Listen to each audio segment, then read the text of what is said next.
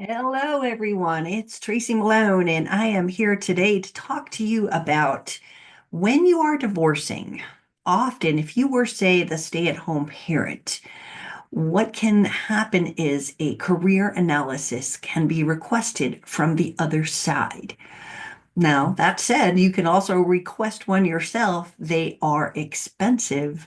If they are requested by the other party, generally, but not always. Sometimes you might be forced to pay half of it.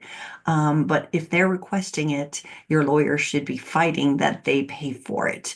I believe that when I was getting a divorce, I don't remember that it's so long ago, I would say it was at least $10,000 to get a career analysis done on me.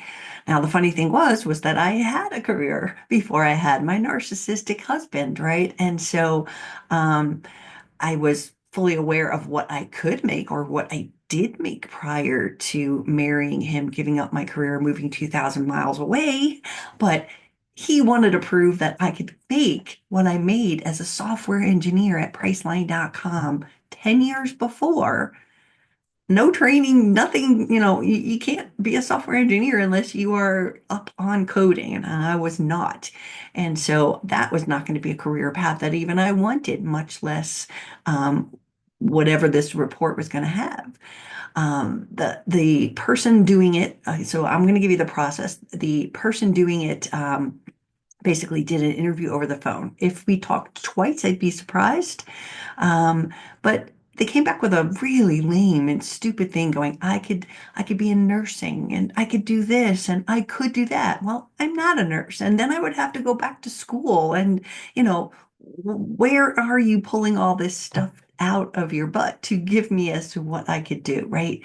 The purpose and the reason that, say, in this case, my ex had me do this career analysis was so that he could pay less money, showing that I did have a career and was capable of money prior to him kidnapping my life. Then again, when you are taken out of the workforce, what can you do? Now you're suddenly going to have to go back in. So if we think about why they ask for this, right? They are going to look for a skill set that can help you become financially independent, right? But it also can help with kind of coming up with the right amount of money to give you, sort of the settlement, right? Alimony or support. If you need more education, like let's say I wanted to become a nurse and go back to school, which is what that report told them, then that's an opportunity for us to be able to go, well, if she needs career training now, then that should be part of the settlement as well, right? Um, and if you are looking for this kind of settlement where okay, I'm going to be a nurse and you're going to fight for that, then again, you fight for the education. You don't have to eat that yourself. This is them sort of forcing you to do this, right? It always happens when there's a difference in the payments between how much they make, how much you make. And while they will say, they always do, all of my clients that have had to go through this, step, if you would, they say it's for you. It's not just for the courtroom. Now you can know how to rebuild your life. I got none of that skills, just saying, right? But I wanted to just bring this up because a lot of people ask me, like, what is this? Why are they doing this? It is to negotiate how much you could make so that they can pay you less. So don't fret. If they request this, make sure they pay for it. Fight for that you should not be responsible for this because you don't think you need a career analysis. And while it's the gift to you, uh-uh. It's up to you if you really want to do it. There are people that do career analysis that come out and give you some hope and give you some real direction. Mine did not provide that. I'm not saying that there are not people out there that do.